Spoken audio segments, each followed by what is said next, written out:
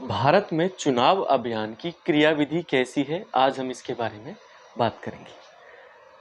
भारत में चुनाव अभियान एक तरह से एक फेस्टिवल के तौर पर देखा जाता है।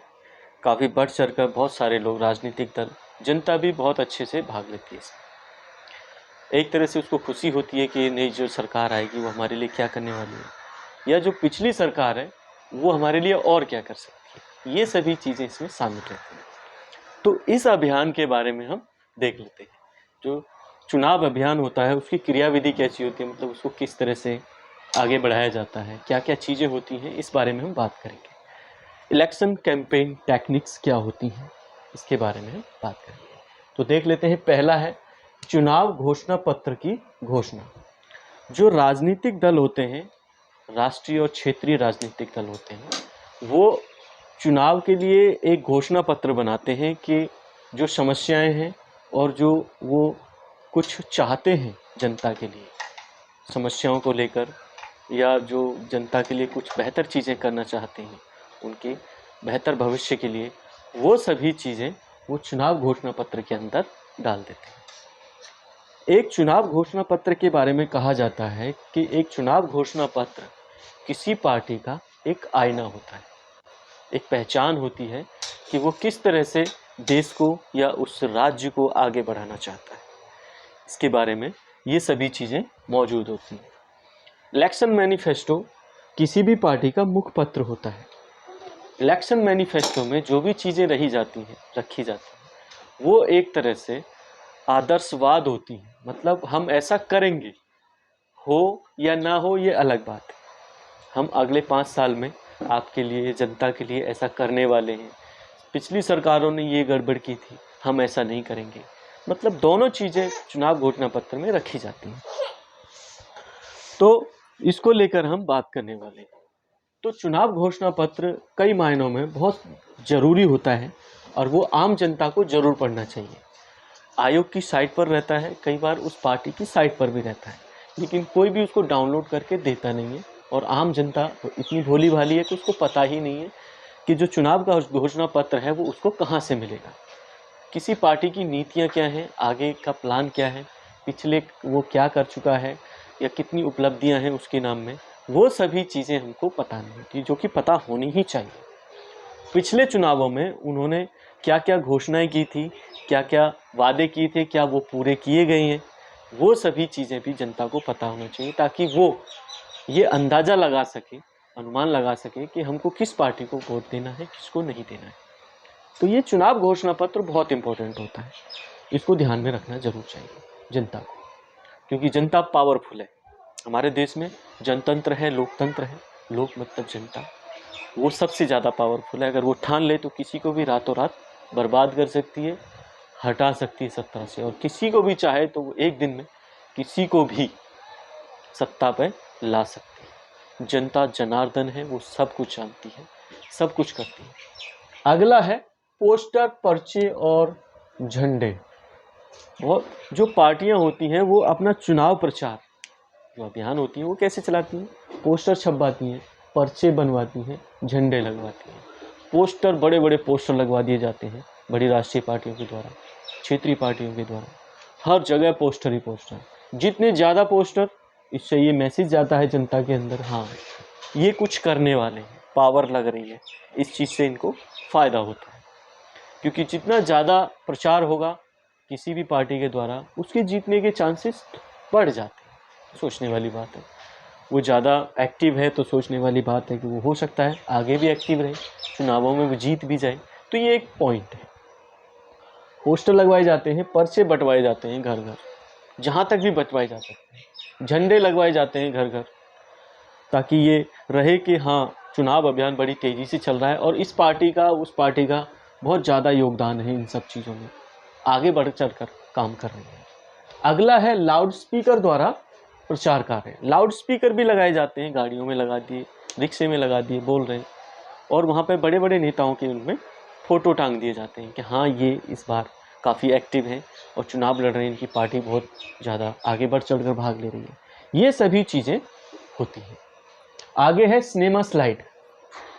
चुनाव अभियान के अंदर सिनेमा स्लाइड का भी यूज किया जाता है। जब आप मूवी हॉल जाएंगे तो वहाँ पर भी ये जो राजनीतिक दल होते हैं वो सिनेमा स्लाइड के अंदर चलवाते रहते हैं अपने नेताओं के भाषण को, या फिर अपने नेताओं के फ़ोटोज़ को चलवाते हैं और उनकी घोषणाएं क्या हैं, क्या क्या करना चाहते हैं, क्या कर चुके हैं, आगे क्या करना चाहते हैं, ये सभी सिनेमा के अंदर स्लाइड्स चलती रहती हैं जब चुनाव आते हैं।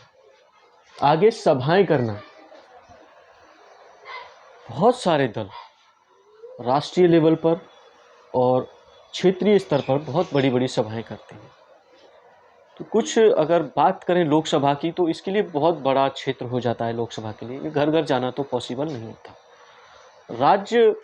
राज्य विधानसभा की बात करें तो थोड़ा पॉसिबल है, और उससे लेवल नीचे की बात करें, मतलब स्थानीय स्तर पर बात करें, तो वहाँ पर जो उम्मीदवार होते हैं वो घर घर जाकर वोट मांगते हैं, तो वो थोड़ा लोगों से ज़्यादा जुड़ाव रहता है। तो इसमें क्या है, सभाएं की जाती हैं। सभाओं में क्या होगा, जो दूसरे दल हैं उनकी आलोचना की जाती है, उनकी बुराई की जाती है, अपने दल की आगे बढ़ चढ़कर बातें बताई जाती हैं। ये सभी चीज़ें सभाओं के अंदर चलती रहती। जुलूस निकालना, इसमें अपनी पार्टी को जिताने के लिए बहुत सारे अभियान चलाए जाते हैं। इसमें एक जुलूस निकाल सकते हैं, मतलब बहुत सारे लोगों को, अपनी पार्टी के लोगों को इकट्ठा किया और चल दिए झंडे लेके कि हम ये करेंगे, हम वो करेंगे। और पिछली पार्टियों ने बहुत गड़बड़ किया है, कुछ भी नहीं किया है, कोई भी वादे नहीं निभाए हैं, अव्यवस्था फैली हुई है, बहुत ज़्यादा दिक्कतें हैं, बेरोजगारी है और नौकरियों में कमी हो गई है, कोई सारी दिक्कतें बता डालेंगे।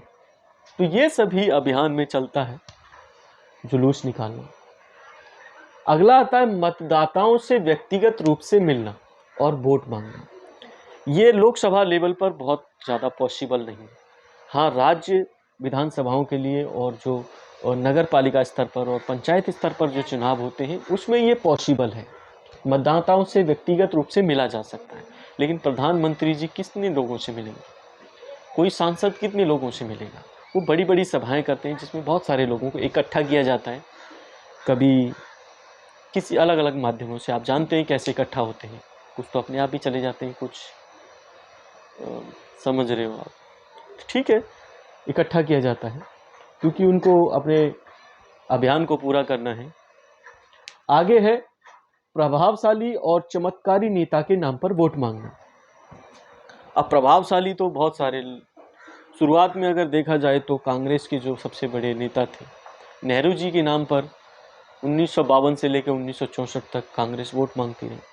उसके बाद इंदिरा गांधी जी के नाम से वोट चलते रहे, इसके बाद राजीव गांधी जी के नाम से। अब आया है बीजेपी का दौर, माननीय प्रधानमंत्री श्री नरेंद्र मोदी के नाम पर वोट मांगे जाते हैं बीजेपी के द्वारा। ये एक चमत्कारी नेता रहे, बहुत ही प्रभावशाली और चमत्कारी, बहुत ज़्यादा चमत्कार भरा हुआ है इनके अंदर, क्योंकि इन्होंने ऐसे कुछ काम किए हैं जिसकी आने वाली पीढ़ियां कल्पना तक नहीं कर सकती। प्रधानमंत्री नरेंद्र मोदी जी देख लीजिए, बहुत सारे ऐसे मुद्दे जो सालों से अटके हुए थे, उनको एक झटके में सॉल्व कर दिया। 370, 3 तलाक, राम मंदिर, कब से केस चल रहे थे बताइए। और भी बहुत सारी समस्याओं को सॉल्व किया गया है। सबसे बड़ी क्रांति मैं मानता हूँ प्रधानमंत्री मोदी जी का। मैं तटस्थ हूँ, न्यूट्रल हूँ, उनके अच्छे कामों की सराहना करता हूँ, गलत की मैं आलोचना भी करता हूँ, लेकिन कुछ जो चीज़ें हैं वो हैं चमत्कारी नेताओं के नाम से जो मांगी जाती हैं।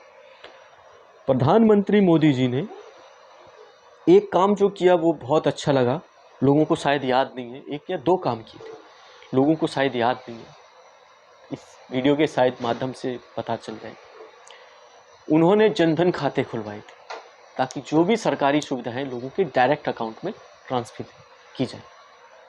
दूसरा सबसे बड़ा इंपॉर्टेंट काम लगा मेरे को, उन्होंने संचार क्रांति ला दी। इंटरनेट को इस तरह से मुफ्त करा दिया या इस तरह से बढ़ा दिया, डाटा को इतना उपलब्ध करा दिया कि आज सभी लोग, बहुत सारे लोग सोशल मीडिया से बहुत सारे पैसे कमा रहे हैं।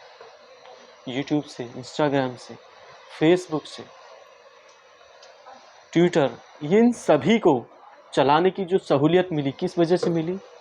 डाटा को बहुत सस्ता कर दिया गया। जब डाटा को सस्ता नहीं किया जाता तो इनको चलाना बड़ा मुश्किल होता। आज से कुछ साल पहले आप सोच भी नहीं सकते थे कि ये डाटा, एक एक जीबी डाटा 300 300 250 रुपए का मिलता था, और आज आपको हर दिन 250 रुपये में, आज की बात करें 250 रुपये में हर दिन 1 जीबी डाटा मिलता है, कम से कम 250 रुपये के रिचार्ज पर।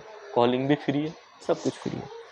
तो इसने बहुत सारे लोगों के अंदर जो छुपा हुआ टैलेंट था वो बाहर निकला, सोशल मीडिया पे एक्टिव हुए, आज वो बहुत सारे पैसे, अच्छे पैसे कमा रहे हैं। उनके द्वारा, उनसे जुड़कर बहुत सारे लोग अपनी रोजी रोटी कमा रहे हैं। आज लोग अपना यूट्यूब चैनल चला पा रहे हैं, लोगों को पढ़ा पा रहे हैं, जो भी उनको स्किल आती है वो सभी दूसरों को पता पा रहे हैं।